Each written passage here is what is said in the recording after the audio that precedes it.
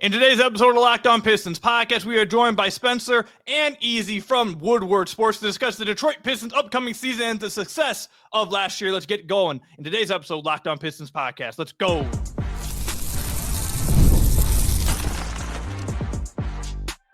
You are Locked On Pistons, your daily Detroit Pistons podcast, part of the Locked On Podcast Network, your team every day. The deal. Welcome back to another episode of the Locked On Pistons podcast. Per usual, I am your host, Cooker Hill. You can find me over on Twitter at Cooker Hill. I want to thank you guys for making Locked On Pistons your first listen of every single day. We are free to available on all your podcast platforms. If you haven't already, head to the YouTube channel at Locked On Pistons. Hit that subscribe button or leave us a 5-star review on whatever podcast platform you're listening to us on. And today's episode is brought to you by Monarch Money. Take control of your finances with Monarch Money. Use code LOCKEDONNBA at monarchmoney.com. 50% off your first year. You guys know who I am, Cookie. I've been covering the Detroit Pistons for the last 4 years for the Locked On Network. Been a credential media member over the last 3 years. And today I am joined by my guys, Spencer and Eazy, both from Woodward Sports. I've been on Woodward with you guys multiple times over the last few years. But this is the first time I've ever had both you guys on the podcast. How are you guys doing? It's an honor, man. Honestly, Cool. You truly have one of, if not the best Detroit Pistons podcast. So this is truly an honor. I appreciate you having us. Absolutely, dude. Glad to be here. Excited. Pistons, man. It's good to have good ball back in Detroit. Feels good. Yeah, seems like I know the Tigers are in a bit of a downspill, but it feels like a lot of the Detroit teams are starting to come together. I'm not too much tuned in with the Red Wings, but I see a lot of Red Wings fans still mad about Yzerman. So let's maybe we should leave them out of this. Yeah, we don't got to talk about that.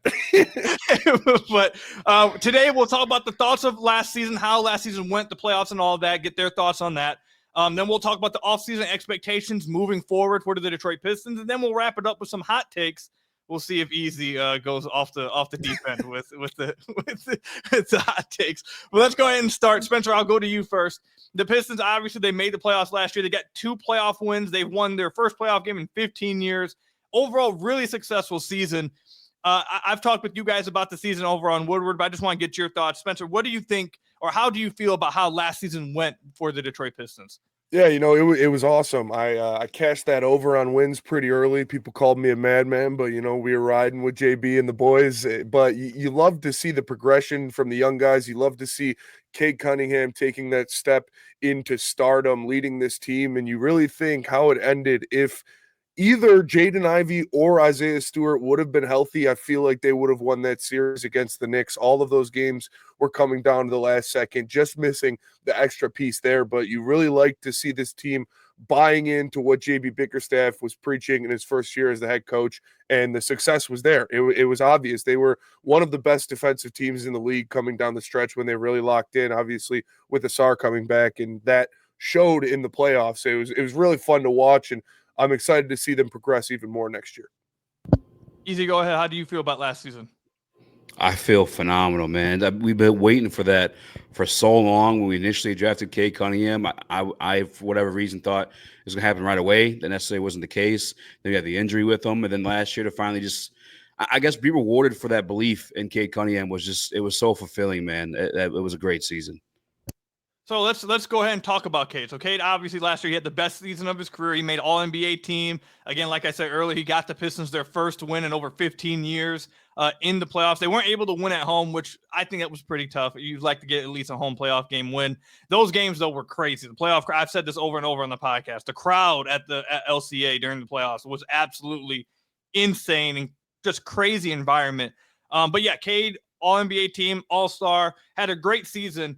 Moving into next year, what are some of your guys' expectations for Cade coming off this year? Are you guys expecting another jump? Like, what is it you guys are expecting to see? Eazy, we'll go with you here.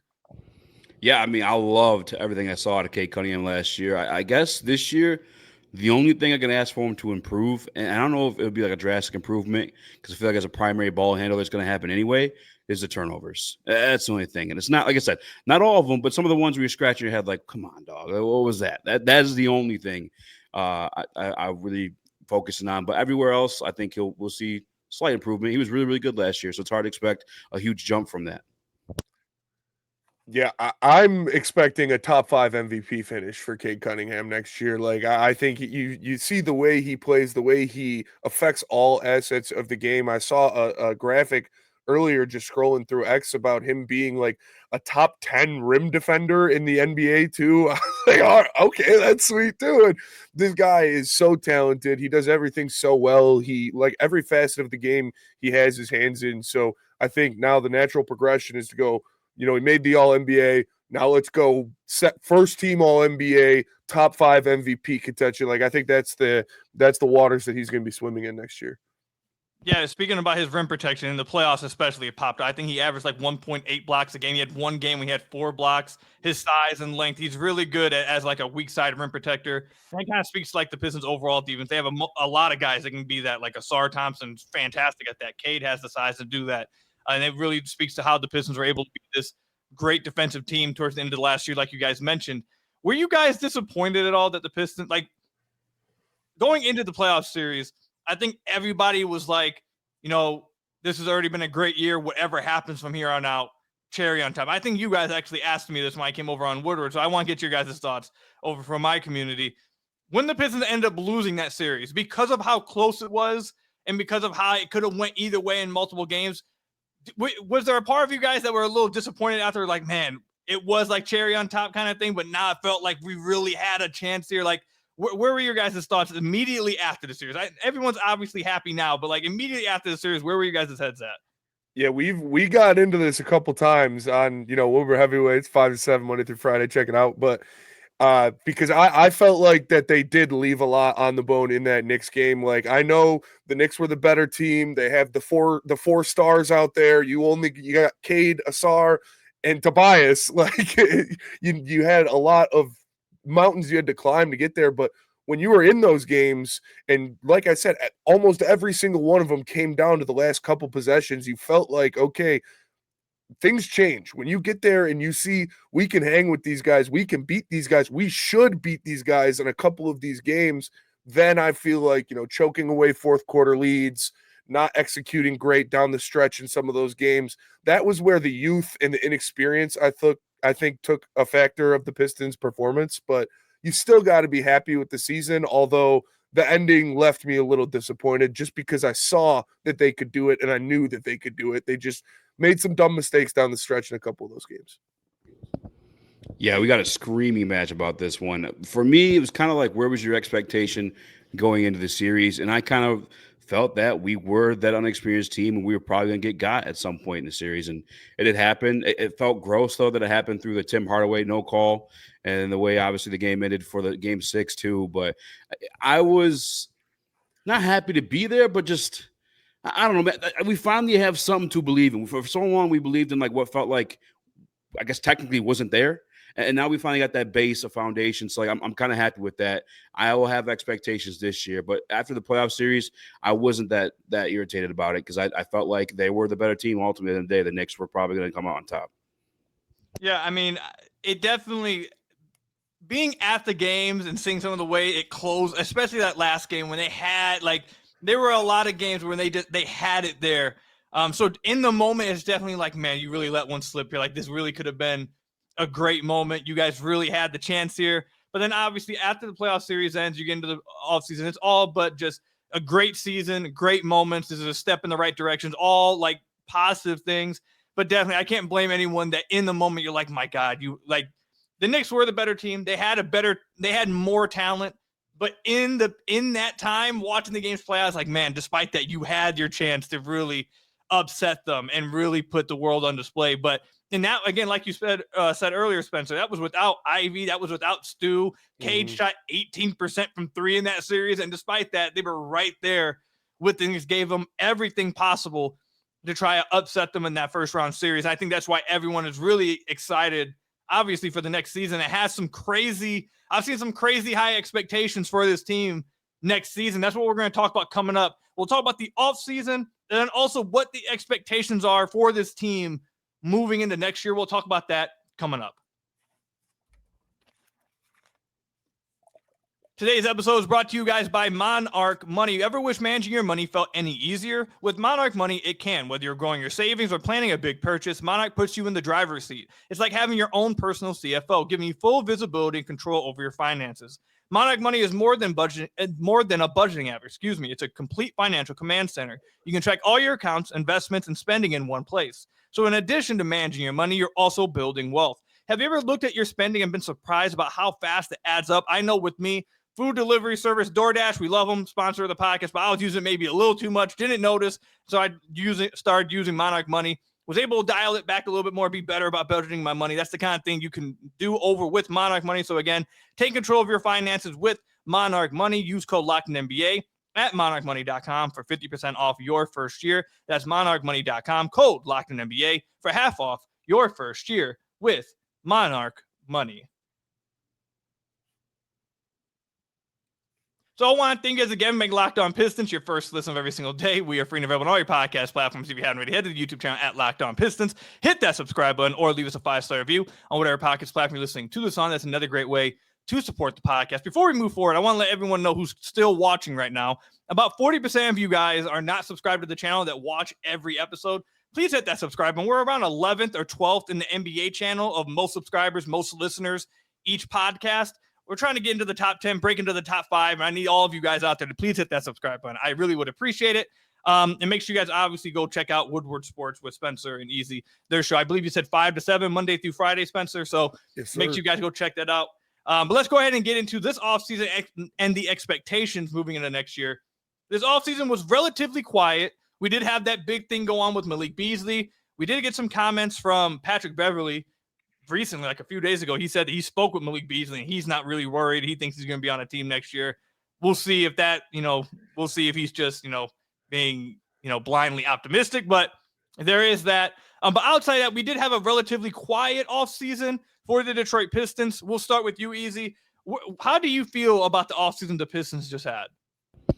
It was weird because I know Tigers fans are the same way right now. Like the division's right there. The conference is right there.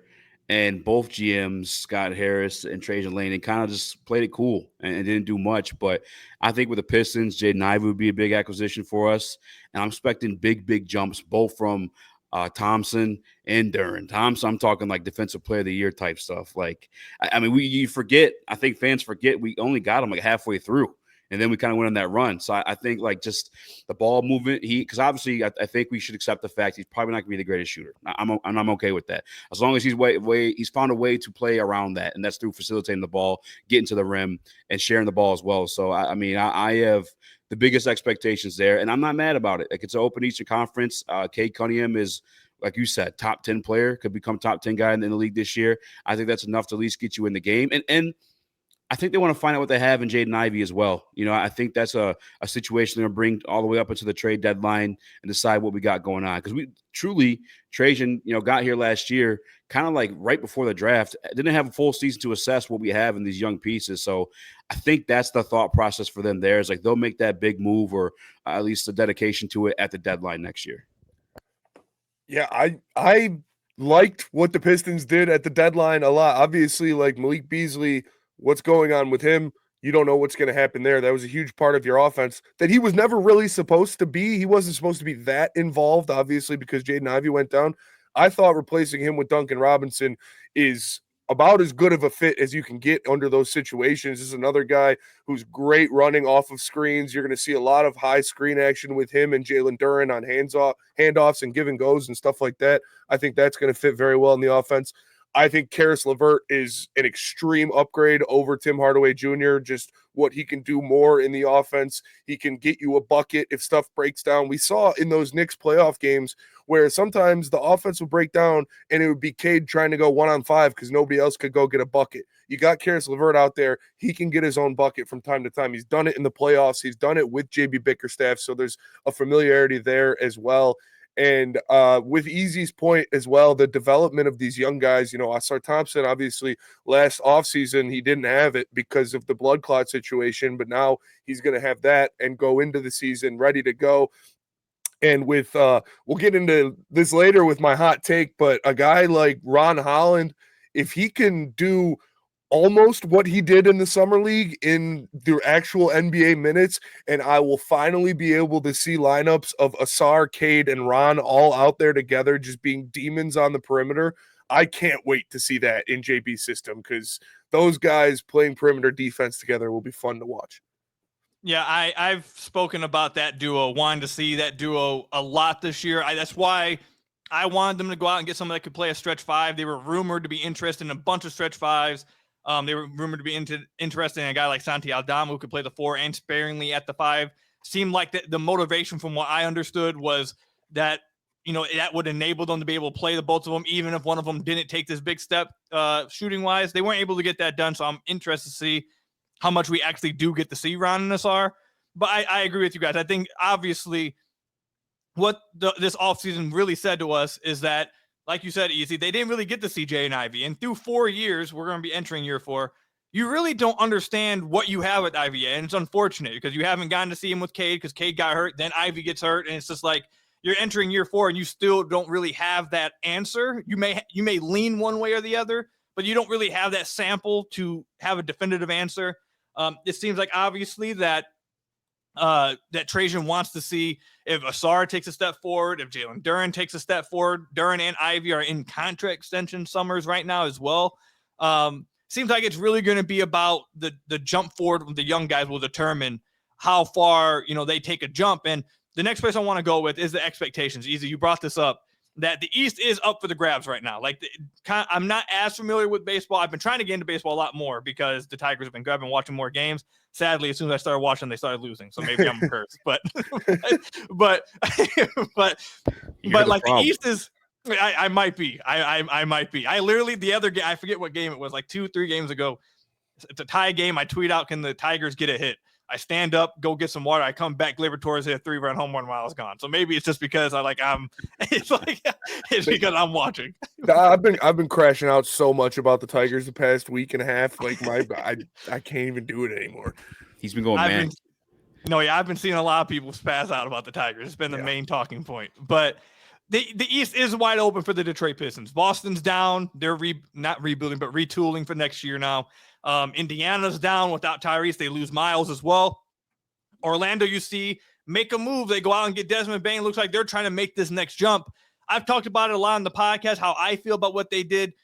I want to know from you guys, did you guys want them to try to be aggressive and try to take advantage of this East right now? Or do you guys fall into the same camp as Trajan did? Is like, okay, let's just, whatever the other teams are doing and whatever the East is right now, we have a plan. We're going to stick to our plan. Or do you feel like that the plan maybe should have changed a little bit with how wide open the East feels?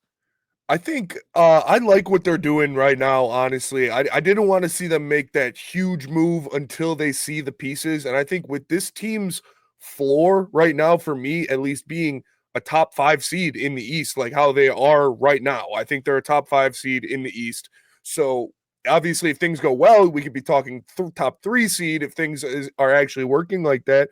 If not, then you decide to make the trade or whatever. But I understand why Trajan wants to see all these young guys on the court together, because Jaden Ivey is such a dynamic athlete and scorer that we saw his shooting at an insane clip last year. If he can do that, providing that type of offense to this team that plays defense the way it does, it can be scary. So I'm fine with them running it back how they have it now, because your big addition, your all-star level player that you added is going to be Jaden Ivey, and he's going to come in there, hopefully be, around 20 points a game scoring and see what he can look like. This guy, dude, that's crazy. What's going to happen is people are going to clip this and only put me laughing after that. Like I was laughing at, and then I'm going to get attacked now.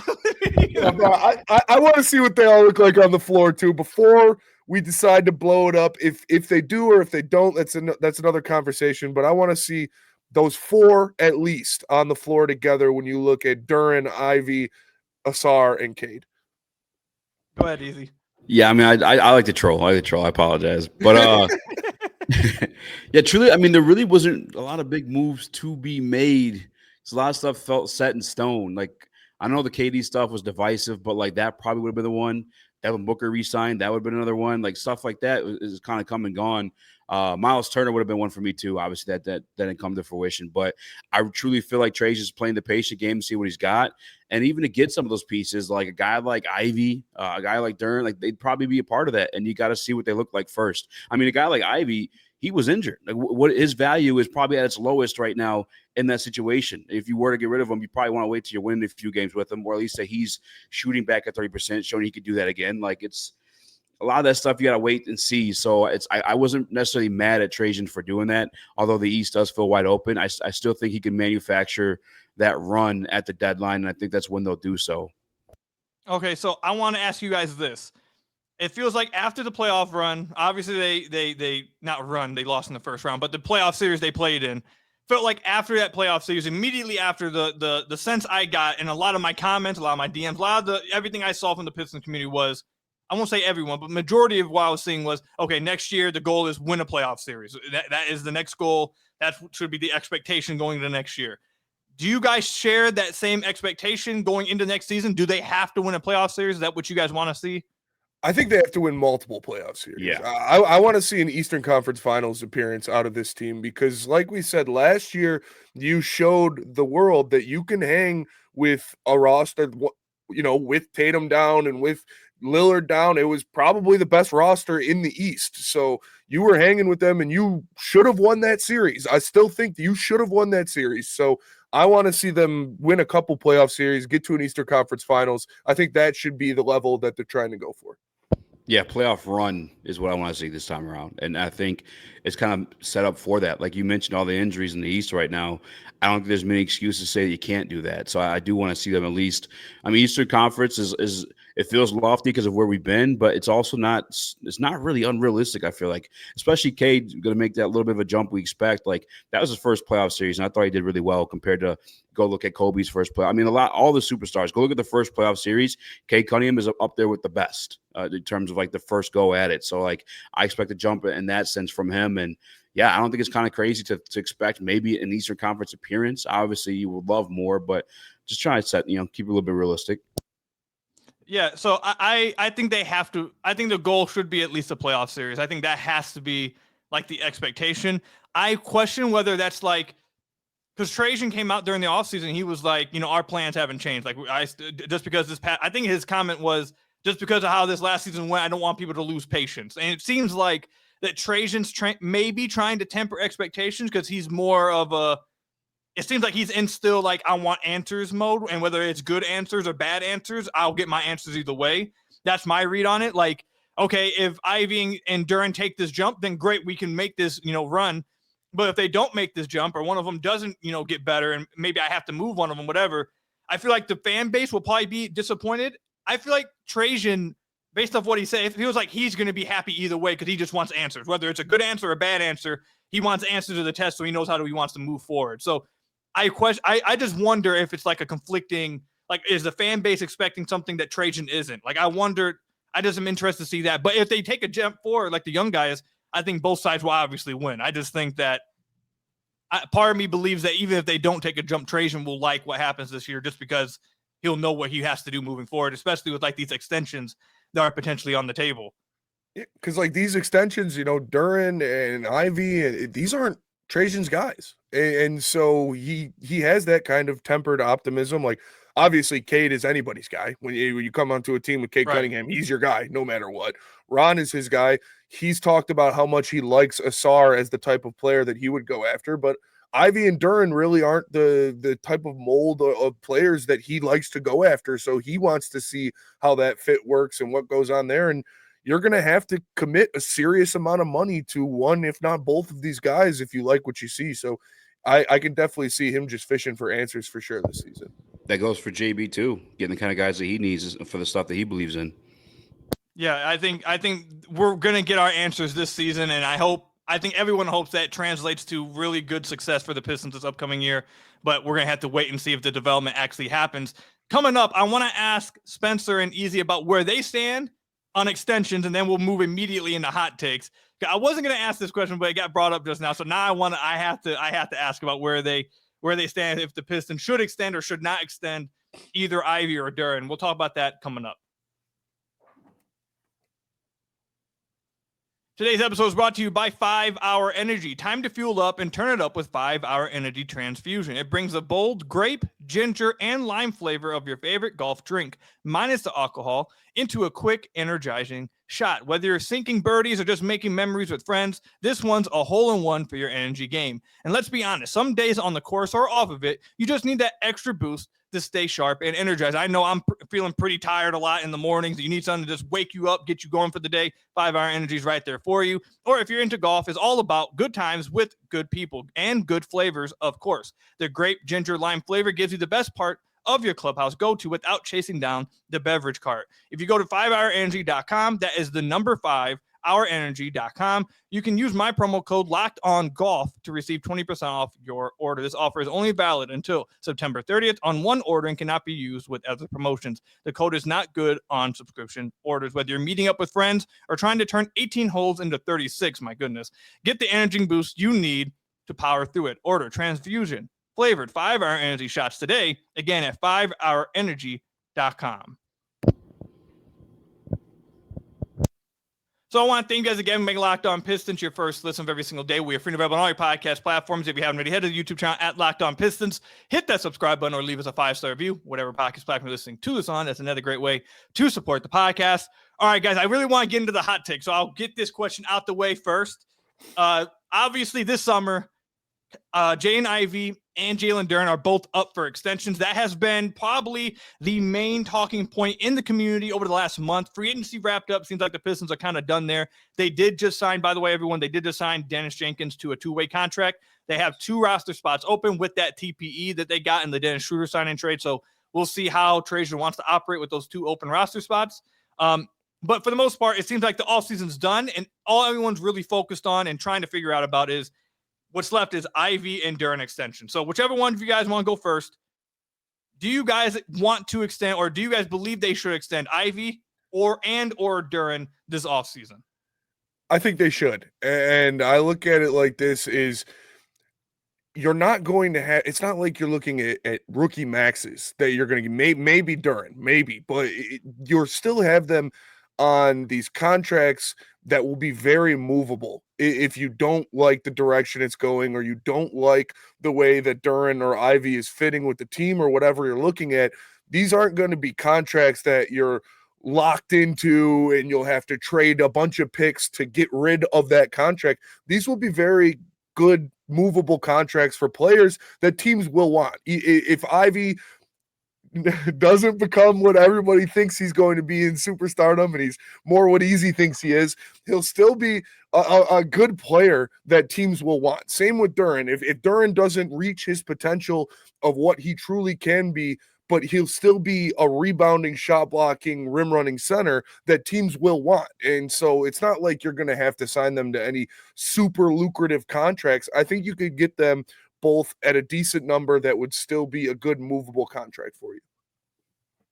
Yeah, I don't dislike Ivey as a player. I wanted to get that out of the way. Like, I think he's a talented player. Give me a talented player. My disagreement has always been the fit. Advanced metrics suggest the same as well. I think both guys can be phenomenal with the ball in their hand, particularly. And that's just been my biggest debate with that. And with that, I would say yes to Jalen Duren. He's also the youngest of the two. I think there's a lot more potential to get out of there, especially with a coach like JB, who we've seen bring out defensive prowess out of guys we necessarily didn't expect it out of. So I think Duren for sure. By the way, him and Cade, just like their ability to alley-oop this season, I think they led the league, if I'm not mistaken. Like, their chemistry's gone off the charts. Yeah, like, for sure. It's like me and Marvin Bagley in 2K. Same chemistry. Cade made Marvin Bagley look. Hey, he got him $39 million. That's fact. Exactly. Ivey, I think it's a little bit more like I'm with Trajan. Like, I'm looking for the answers there. Like, what do we have here? How's he going to fit here? Like, that's one I probably would wait on unless the extension gives him more value in a trade. That's probably one I'm really a little bit more patient about. So I wanted to bring this up, and we'll get right into our hot takes. But I want to bring up the Pistons salary cap sheet because I think this is going to play a huge part into it. So for people that wanted the Pistons to make a bunch of deals or trades or make this big swing, whatever.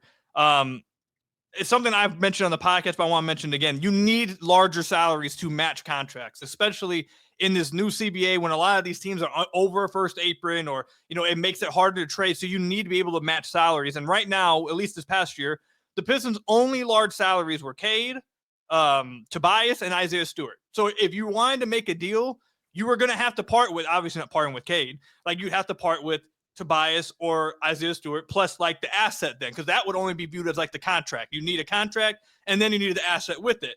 And for any moves they were going to make this offseason, it's kind of like the same thing. Like if they wanted to go out and get whoever, you probably were going to have to throw Tobias in that deal and then an Ivey or a first round pick, whatever the asset would be.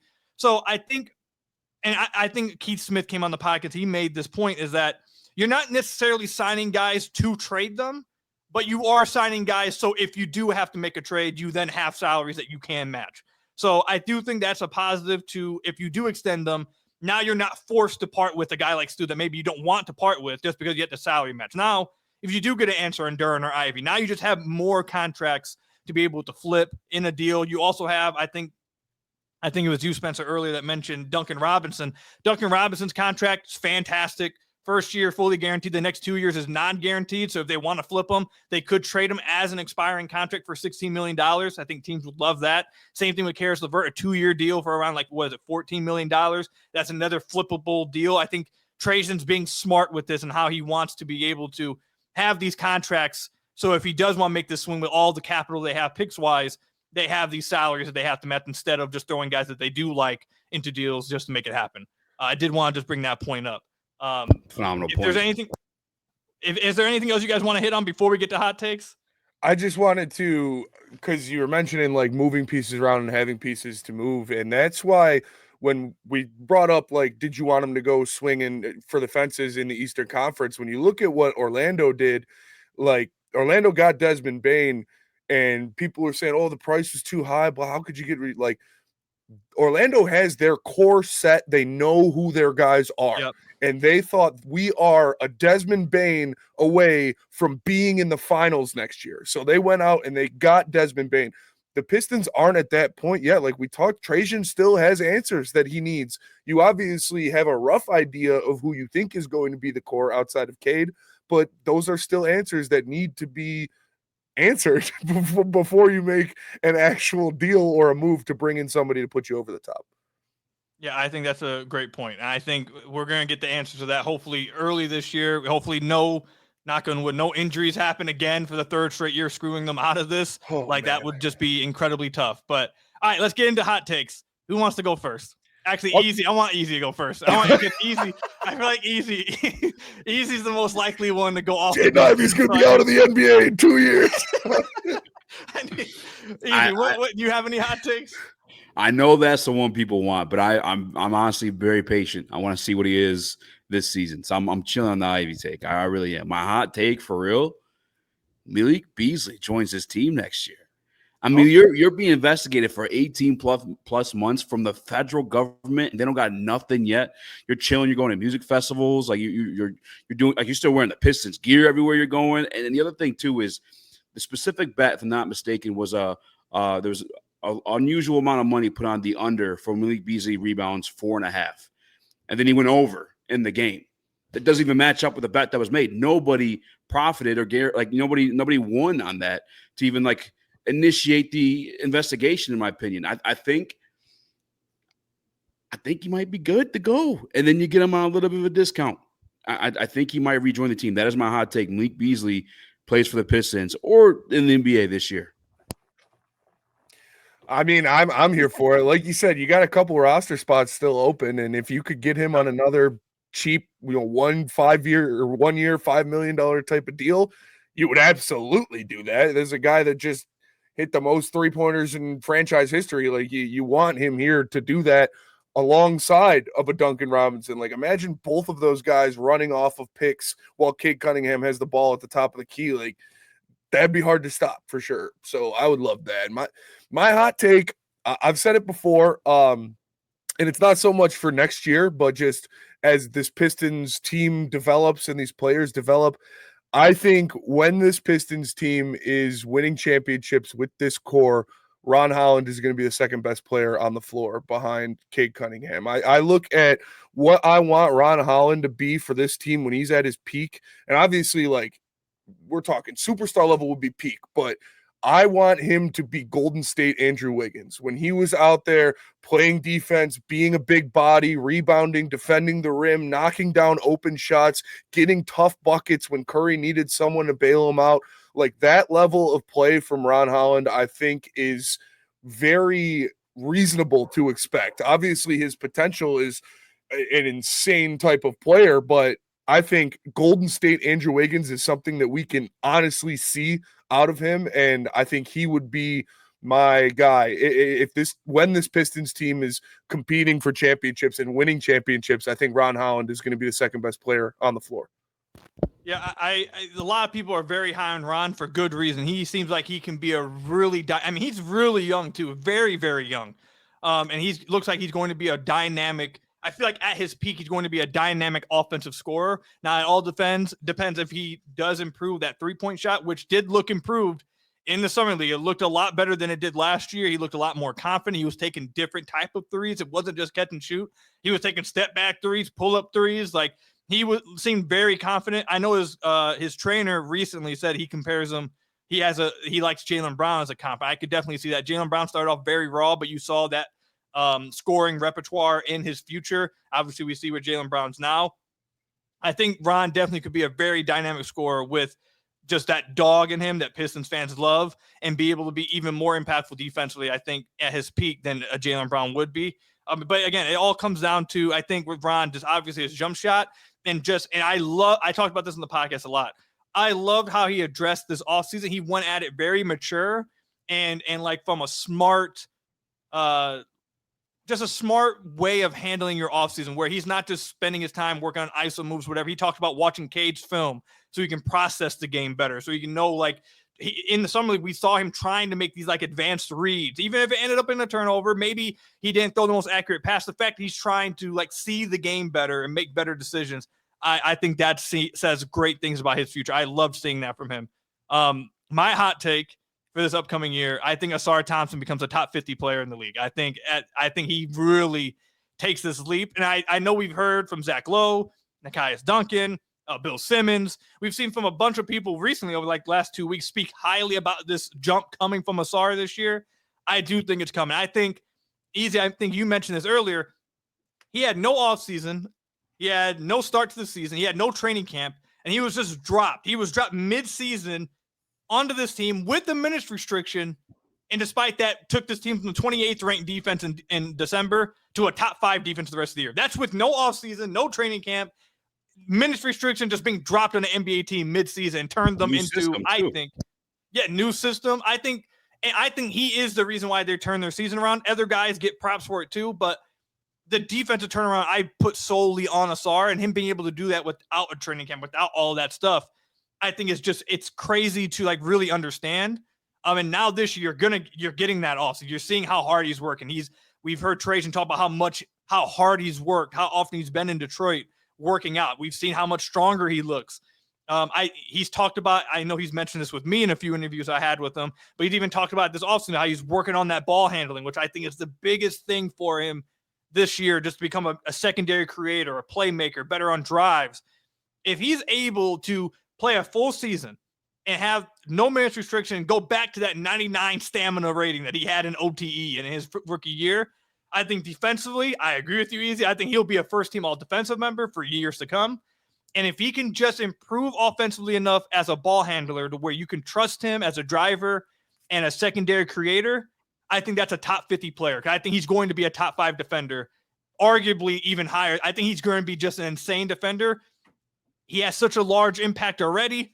If he can just improve a little bit offensively, I think the impact is going to be absolutely insane this year. So that's my hot take for this upcoming year. Guys, is there anything else that you guys want to say before we wrap this one up?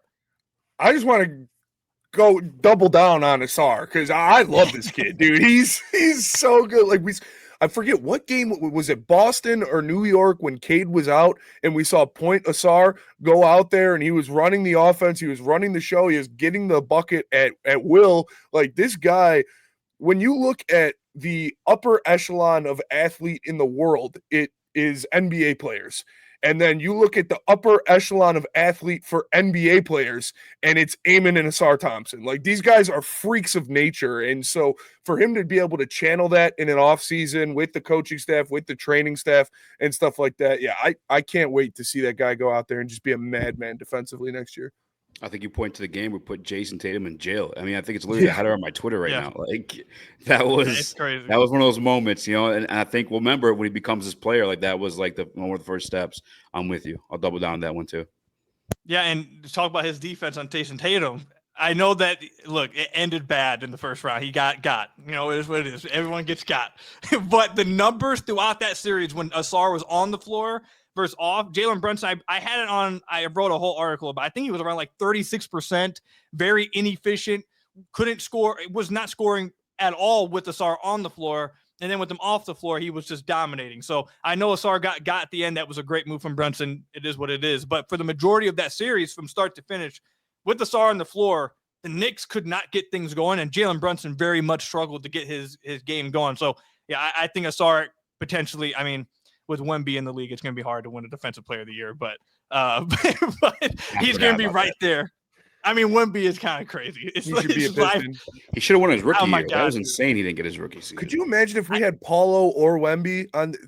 Yeah, we would have went to the like if we had one of those guys last year, we would have went to the finals. Just one, like 1 year, the Pistons don't fall to 5. Even just like Paulo, Wemby, you get Chet maybe at 2 or 3. Like, just one of these drafts, you move up and you get someone because they need a 4. Like, that's the thing. So even if they were able to get Chet, that would be huge. But you know, we'll see what they can make with this. Guys, we got Jaden and Ivey. What are you talking about? See, look at. Ivy's going to be a dog this year, man. He's going to be a dog. But all right, guys, I appreciate you guys coming on the podcast. Let everybody know where you guys can find your show and you guys on Twitter.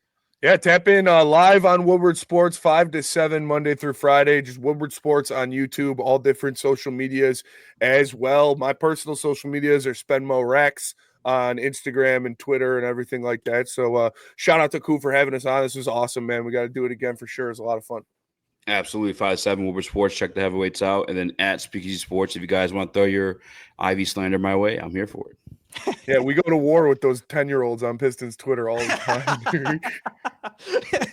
I appreciate you guys, man. We got to have it happen again. If you guys ever want me back on Woodward, just let me know, man. You guys know what's up. I appreciate all of you guys making Locked On Pistons your first listen. Again, 40% of you guys who watch and listen are not subscribed. Go to the YouTube channel, hit that subscribe, and we're trying to crack that top 10 most subscribed at the Locked On NBA channel. I appreciate all of you guys making Locked On Pistons your first listen every single day. Free and available on all your podcast platforms. And until next time, I will see you guys later. Stay safe out there. And until next time, peace out, everybody.